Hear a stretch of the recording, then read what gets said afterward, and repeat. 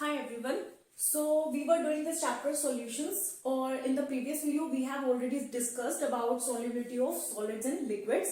So in this video we are going to discuss about solubility of gases and liquids, right? तो सबसे पहले तो discuss कर लेते हैं कि सॉल्युबिलिटी होती क्या है, कि अगर हमें डिफाइन करना है solubility of gases and liquids को, so how will we define it. Suppose करो कि जब भी हम एक्सपेरिमेंट कर रहे हैं उस टाइम पे हमारा जो टेम्परेचर है वो T है and the pressure is P, okay, and solution का वॉल्यूम हमने फिक्स कर लिया। ठीक है, मान लो हमारे पास क्या है, यूनिट वॉल्यूम ऑफ सॉल्यूशन है। ठीक है, प्रेशर T और टेम्परेचर P पे सपोज करो कि हमारा जो सॉल्यूशन है, ठीक है, उसका वॉल्यूम कितना है, यूनिट वॉल्यूम ऑफ सॉल्यूशन है जो सपोज करो हमारे पास। ठीक है, तो कितना अमाउंट गैस का डिसॉल्व हो सकता है इस यूनिट वॉल्यूम ऑफ सॉल्यूशन। ठीक है, the amount of gas that can be dissolved ठीक है, in this unit volume of solution to form a saturated solution। ठीक है, to form a saturated solution, तो वो क्या हो जाएगी, सोल्युबिलिटी गैस की लिक्विड में, राइट। कि सोल्युबिलिटी क्या होगी, अगर आपने यूनिट वॉल्यूम ले लिया सॉल्यूशन का अमाउंट आपने फिक्स कर दिया, उसमें कितना अमाउंट आप गैस का डिसॉल्व कर सकते हो सच दैट एक सैचुरेटेड सॉल्यूशन फॉर्म हो जाए उस टेम्परेचर और प्रेशर पे। सैचुरेटेड सॉल्यूशन मतलब जिसमें और अमाउंट गैस का डिसॉल्व नहीं हो सकता। ठीक है, मतलब एक सैचुरेशन पॉइंट आ गया, उसमें और चीज आप डिसॉल्व नहीं कर सकते हो। तो उस टाइम पे जितना अमाउंट गैस का डिसॉल्व है, ठीक है, यूनिट वॉल्यूम ऑफ सॉल्यूशन में टेम्परेचर T और प्रेशर P पे सच दैट एक सैचुरेटेड सॉल्यूशन फॉर्म हो गया है, उसको हम क्या बोलते हैं, solubility of gases and liquids, right. ठीक है, तो अब करते हैं factors affecting solubility of gases and liquids. के कौन कौन से ऐसे फैक्टर्स हैं जो अफेक्ट करते हैं गैसेस की सोल्युबिलिटी को, अगर हमारा जो सॉल्वेंट है वो क्या है, लिक्विड। ठीक है, तो बेसिकली हमारे पास 3 फैक्टर्स हैं। ठीक है, क्या कर रहे हैं हम, factors affecting the solubility of gases and liquid. तो बेसिकली हमारे पास 3 फैक्टर्स हैं। ठीक है, कौन कौन से फैक्टर्स हैं, फर्स्ट ऑफ ऑल जैसे हमने पहले किया था, nature of solute and solvent. ठीक है, यहाँ पर हमारा सोल्यूट क्या है, गैस, और सोलवेंट क्या है, लिक्विड। ठीक है, तो सबसे पहले तो दोनों का नेचर। ठीक है, तो जब भी हम नेचर की बात करते हैं तो सीधी सी बात है, हमेशा हम सोल्युबिलिटी में एक क्वोट यूज करते हैं, लाइक डिसॉल्व्स लाइक, कि जो लाइक सब्सटेंसेस हैं वो क्या होते हैं, एक दूसरे में डिसॉल्व हो जाते हैं। मतलब जो पोलर सब्सटेंसेस हैं वो पोलर सॉल्वेंट्स में डिसॉल्व होंगे। ठीक है, और जो नॉन पोलर सब्सटेंसेस हैं, नॉन पोलर सॉल्यूट्स हैं, वो नॉन पोलर सॉल्वेंट्स में डिसॉल्व होंगे, राइट। फॉर एग्जाम्पल अगर हम यहाँ पर एग्जाम्पल लें HCl का, ठीक है, HCl है, तो यहाँ पर हमें पता है HCl में हाइड्रोजन और क्लोरीन में इलेक्ट्रोनेगेटिविटी डिफरेंस होता है, तो दिस इज पोलर। ऑल्सो जो वाटर है वो भी क्या है, हमारा पोलर सॉल्वेंट है। वाटर में क्या होता है, H और OH के बीच में बॉन्ड होता है, तो इन दोनों में क्या है, इलेक्ट्रोनेगेटिविटी डिफरेंस है।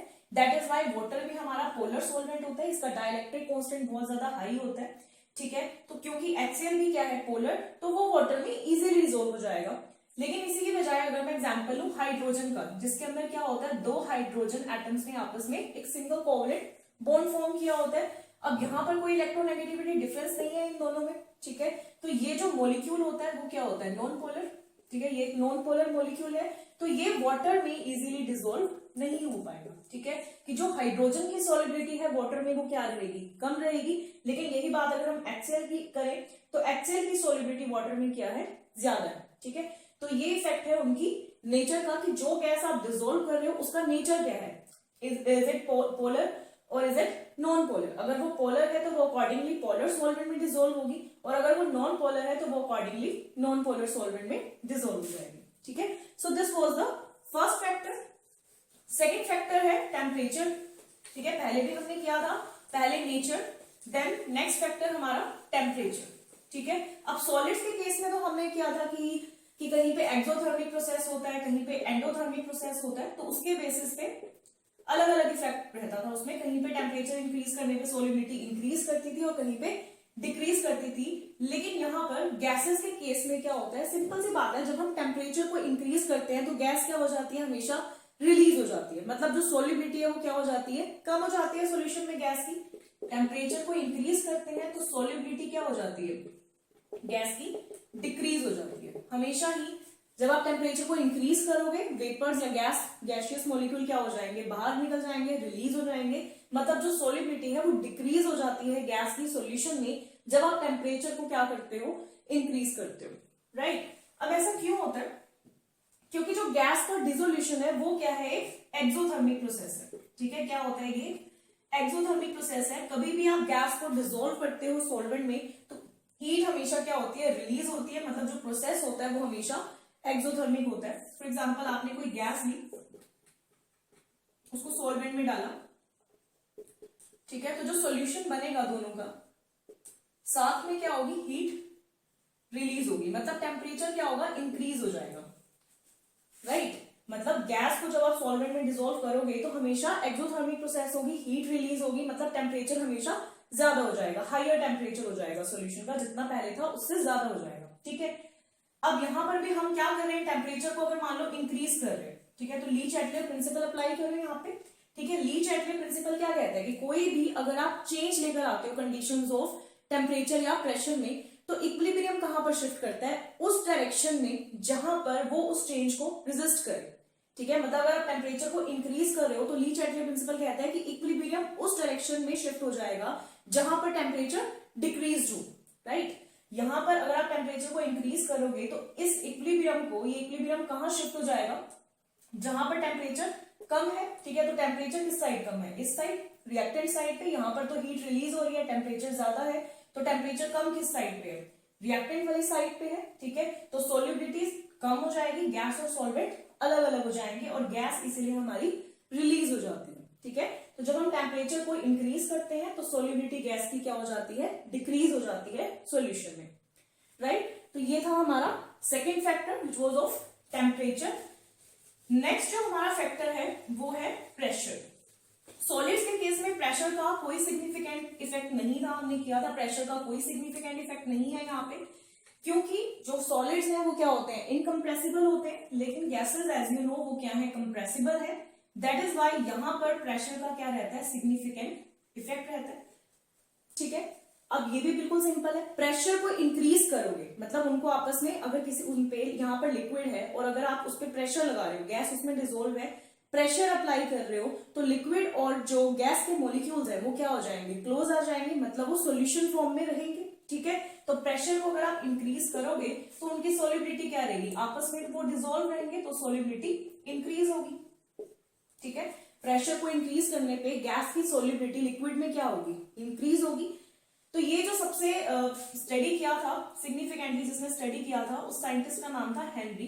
तो उन्होंने यही स्टेटमेंट जो दी वो एक फॉर्म में दी, एक इक्वेशन की फॉर्म में दी, जिसको हम बोलते हैं हेनरीज लॉ। क्या बोलते हैं, Henry's law, which is very important, ठीक है, हेनरीज लॉ, ठीक है। उन्होंने क्या बोला कि जो m है that is the mass of the gas dissolved in the solution, ठीक है, dissolved in the liquid solution is directly proportional to P, where P is the pressure of that gas in the liquid, right? कि जो मास है substance का या gas का जो dissolved है लिक्विड सॉल्यूशन में, वो डायरेक्टली प्रोपोर्शनल है किसके, प्रेशर के। मतलब प्रेशर अगर ज्यादा होगा तो मास डिसॉल्व्ड ज्यादा होगा, और अगर प्रेशर कम है तो मास डिसॉल्व्ड क्या हो जाएगा, कम हो जाएगा, ठीक है। तो ये हेनरी लॉ ने ये m is directly proportional to P दिया, ठीक है। यहां पर प्रोपोर्शनल साइन को हटा के हम एक कांस्टेंट लगा देंगे, m is equal to Kp, ठीक है। ये हमारा प्रोपोर्शनैलिटी कांस्टेंट हो गया, तो m is equal to Kp, ठीक है। अब इस इक्वेशन को मैं ऐसे भी लिख सकती हूँ that P is equal to, P को इधर ले आओ, 1/k इंटू m, ठीक है। It can be written as this कि P is equal to, K को मैं इधर ले गई, 1/k इंटू m, ठीक है। P is equal to 1/k into m, ऐसे भी लिख सकते हैं इसको, ठीक है। अब सपोज करो, अब हमने क्या कहा कि सॉल्यूशन है हमारे पास, सॉल्यूशन में गैस डिसॉल्व है, तो उसका जो मास है वो डायरेक्टली प्रोपोर्शनल होगा उस गैस के प्रेशर के, ठीक है। अब सपोज करो कि उस सॉल्यूशन में एक गैस नहीं है, 2-3 गैसेस हैं, ठीक है। तो अगर उसके अंदर 2-3 गैसेस हैं तो क्या होगा, ये जो प्रेशर है, सपोज करो हमारी गैस का नाम है A, ठीक है, गैस A है हमारी, तो इस प्रेशर की जगह अगर हम उसी गैस A की सोल्युबिलिटी चेक कर रहे हैं तो इस प्रेशर की जगह क्या आ जाएगा, उसी गैस का प्रेशर। सपोज करो अगर वो PA है, ठीक है, उस गैस का प्रेशर उस सॉल्यूशन में which would be partial pressure, है ना, उसको हम पार्शियल प्रेशर बोल देते हैं उस टाइम पे। तो partial pressure of gas A will be equal to 1/K into, अब यहां पर क्या होगा, मास उस गैस का, ठीक है, उस सॉल्यूशन में, ठीक है, मतलब उसकी कॉन्सेंट्रेशन कितनी है उस सॉल्यूशन में, राइट। अब वो कॉन्सेंट्रेशन उसको हम कर सकते हैं मोल फ्रैक्शन, मोल फ्रैक्शन हमारा मोस्ट कन्वीनियंट है, तो मोल फ्रैक्शन हम उसका कैलकुलेट कर लेंगे कि मोल फ्रैक्शन क्या है, ठीक है। तो यहाँ पर हम मोल फ्रैक्शन यूज कर लेंगे। सपोज करो कि उसका, उस गैस का, गैस ए का मोल फ्रैक्शन कितना है XA, ठीक है। तो M को रिप्लेस कर दिया हमने XA से और P को रिप्लेस कर दिया PA, मतलब partial pressure of gas A, XA is the mole fraction of gas A। तो PA is equal to 1/K into XA, ठीक है। अब इस 1/K को अगर मैं रिप्लेस कर दूं किससे, KH से, what is KH, this is Henrys constant. क्या हो गया ये, हेनरीज कांस्टेंट, ठीक है। तो 1/K को मैंने क्या कह दिया कि ये इक्वल है अगर KH के, तो हमारी इक्वेशन बन जाएगी PA it is equal to KH into XE, ठीक है। This is our Henry's law, ठीक है। This is the most common equation that we use according to Henry's law. ये स्टेटमेंट भी सही है कि M is directly proportional to P, M is equal to KP, लेकिन जो स्टेटमेंट हम मोस्ट कॉमनली यूज करते हैं हेनरीज लॉ के लिए वो ये स्टेटमेंट है। डेरिवेशन कैसे कि M is directly proportional to P, तो M is equal to KP। अब P को इधर ले आओ, P is equal to 1/K into M, right. अगर मान लो एक गैस डिसोल्व नहीं है, कई सारी गैसेस डिसोल्व हैं, तो अगर हमें किसी पर्टिकुलर गैस A की सोलिबिलिटी चेक करनी है तो उसी का पार्शियल प्रेशर लोगे, उसी का मोल फ्रैक्शन लोगे, और 1/K को हमने रिप्लेस कर दिया किससे, KH से, विच इज हेनरीज कांस्टेंट। तो हमारी हेनरीज लॉ की इक्वेशन होगी, ये हेनरीज लॉ है, PA is equal to KH into XK, right. तो ये हो गया हमारा हेनरीज लॉ, ठीक है। अब इससे रिलेटेड KH, हेनरीज कांस्टेंट से रिलेटेड एक दो इंपॉर्टेंट चीजें हैं, ठीक है, क्या है वो देख लेते हैं। अब देखो यहां से हमें क्लियर है कि PH is equal to, sorry, PA is equal to KH into XA। XA क्या है, मोल फ्रैक्शन उस गैस A का, ठीक है, मोल फ्रैक्शन है ना उस गैस A का, मतलब कितना मोल फ्रैक्शन उसका, उस गैस का कितना मोल फ्रैक्शन है, मतलब उस गैस का कितना कॉन्सेंट्रेशन है उस सॉल्यूशन में, ये डिनोट कर रहा है एक्स रे, मतलब उसकी कितनी सोल्यूबिलिटी है गैस की, कितना अमाउंट डिसोल्व है, मतलब कितनी सोल्यूबिलिटी है उस गैस की, ठीक है। तो इसको मैं ऐसे लिख सकती हूँ, PA divide by XA it is equal to KH, ठीक है।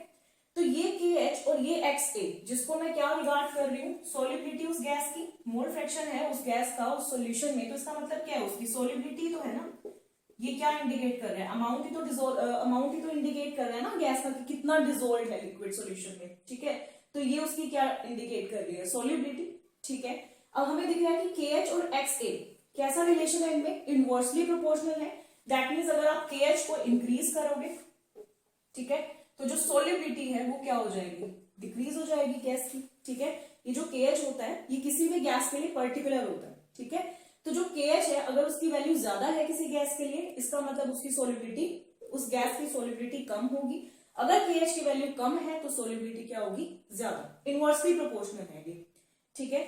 ऑल्सो यहां से हम ये भी कह सकते हैं कि जो KH है वो क्या है, फंक्शन ऑफ टेम्परेचर है, function of temperature. Function of temperature मतलब अगर आप टेम्परेचर को इंक्रीज करोगे तो KH की वैल्यू इंक्रीज करेगी, टेम्परेचर का फंक्शन है ये, टेम्परेचर को इंक्रीज किया KH की वैल्यू इंक्रीज करती है। एक तो कहा कि KH को इंक्रीज करने पे सोल्यूबिलिटी कम होती है, डिक्रीज करती है। Secondly I am saying that temperature को अगर आप इंक्रीज करते हो तो KH की वैल्यू इंक्रीज करती है, मतलब KH फंक्शन ऑफ टेम्परेचर है। अब ये क्यों बोला, क्योंकि KH की वैल्यू इंक्रीज करने पे सोल्यूबिलिटी क्या करती है, डिक्रीज, और अभी हमने किया था कि सोल्यूबिलिटी डिक्रीज करती है जब टेम्परेचर इंक्रीज होता है, ठीक है। ये किया था ना अभी टेम्परेचर का इफेक्ट कि अगर टेम्परेचर इंक्रीज करोगे तो सोल्यूबिलिटी डिक्रीज होगी। तो यहां से हमें दिख रहा है कि KH increase, solubility decrease when temperature increase, तो ये दोनों का क्या हो गया, डायरेक्ट रिलेशन, ठीक है। सो KH is a function of temperature, ठीक है। ये दो इंपॉर्टेंट है कंक्लूजन कि जो KH है वो इनवर्सली प्रोपोर्शनल रहेगा सोल्यूबिलिटी के, KH की वैल्यू ज्यादा,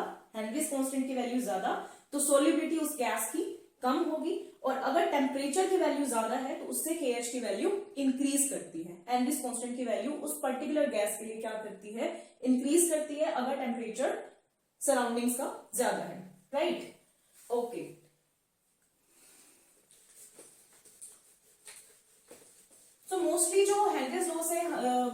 क्वेश्चंस आते हैं, ठीक है, वो उसकी एप्लीकेशंस पे आते हैं, ठीक है। तो हम एप्लीकेशन डिस्कस कर लेते हैं। इसी फॉर्मूले में हमारे पास न्यूमेरिकल भी आ सकता है, ठीक है, लेकिन जो न्यूमेरिकल है it is important from Raoult's law. इसके बाद हम राउल्ट्स लॉ करेंगे, ठीक है, वहां से न्यूमेरिकल आने के ज्यादा चांसेस होते हैं। दैट इज व्हाई यहां से रीजनिंग का क्वेश्चन बन जाता है, हेनरीज लॉ से इसकी एप्लीकेशन से बन जाता है। बिल्कुल सिंपल एप्लीकेशंस है, ठीक है। फॉर एग्जाम्पल जैसे जो हमारी कोल्ड ड्रिंक्स की बोतल है, फर्स्ट तो एप्लीकेशन यही होगी, जो हमारी कोल्ड ड्रिंक्स की बोतल होती है, ठीक है, वो क्या होती है, हाई प्रेशर पे सील्ड होती है। क्यों वो हाई प्रेशर पे सील्ड होती है?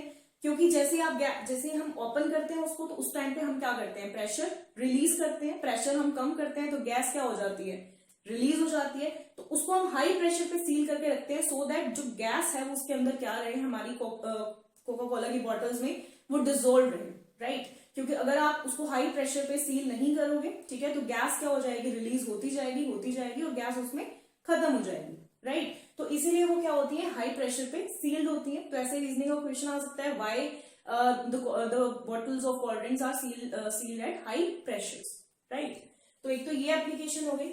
सेकेंड, दैट फॉर क्लाइंबर्स या people living at high altitudes, ठीक है, क्लाइंबर्स या people living on high altitudes, ठीक है। तो हाई ऑल्टीट्यूड्स पे क्या होता है, प्रेशर क्या होता है, कम, ठीक है। हाई ऑल्टीट्यूड्स पे प्रेशर क्या होता है, कम, प्रेशर कम होता है वहां पर, ठीक है। तो जो ऑक्सीजन डिसॉल्व है एयर में, उसकी अमाउंट क्या हो जाती है, कम, क्योंकि प्रेशर कम होने के साथ साथ सोल्यूबिलिटी क्या हो जाती है, डिक्रीज। तो सोल्यूबिलिटी ऑक्सीजन की इन एयर वो भी क्या हो जाती है, डिक्रीज हो जाती है हाई ऑल्टीट्यूड्स पे जब प्रेशर कम होता है। तो जो हाई ऑल्टीट्यूड्स पे एयर होती है उसमें ऑक्सीजन का लेवल क्या होता है, लो होता है। तो जब हम ब्रीथ करते हैं हमें उतना ऑक्सीजन नहीं मिलता जितने की हमें रिक्वायरमेंट है। तो इसीलिए कई बार जो क्लाइंबर्स हैं या जो लोग हाई ऑल्टीट्यूड्स पे रहते हैं उनको वीकनेस फील होती है, ठीक है। क्या फील होती है, वीकनेस फील होती है। वो किस लिए होती है, क्योंकि जो ऑक्सीजन का अमाउंट होता है हाई ऑल्टीट्यूड्स पे एयर में वो क्या होता है, कम होता है। दैट इज वाई हम वीक फील करते हैं वहां पे, और इस कंडीशन का नाम होता है एनोक्सिया। क्या नाम होता है, एनोक्सिया, राइट, ठीक है।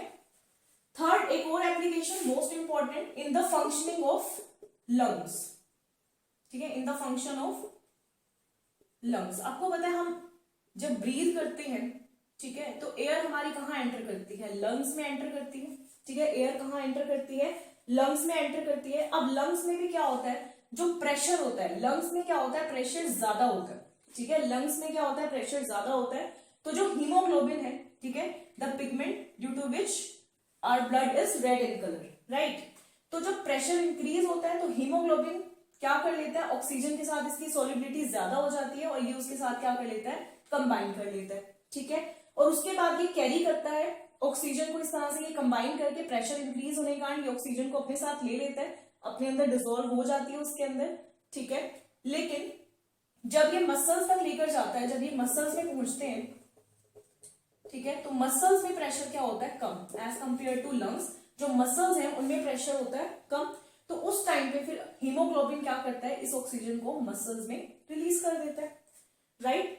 तो ये हमारा एक और एप्लीकेशन है हेनरीज लॉ का। तो हेनरीज लॉ के बेसिस पे ही है ये कि जो एम है, जो पार्शियल प्रेशर है, वो डायरेक्टली प्रोपोर्शनल है किसके, एक्स ए के। जितना ज्यादा प्रेशर उतना ज्यादा मास डिसॉल्व, ठीक है, या फिर उसका गैस का मोल फ्रैक्शन उतना ही ज्यादा होगा, ठीक है। तो ये एप्लीकेशंस काफी इंपॉर्टेंट है, ठीक है। तो आज बस हम इतना ही करेंगे और नेक्स्ट वीडियो में we will be discussing about Raoult's law. Okay, thank you so much for watching.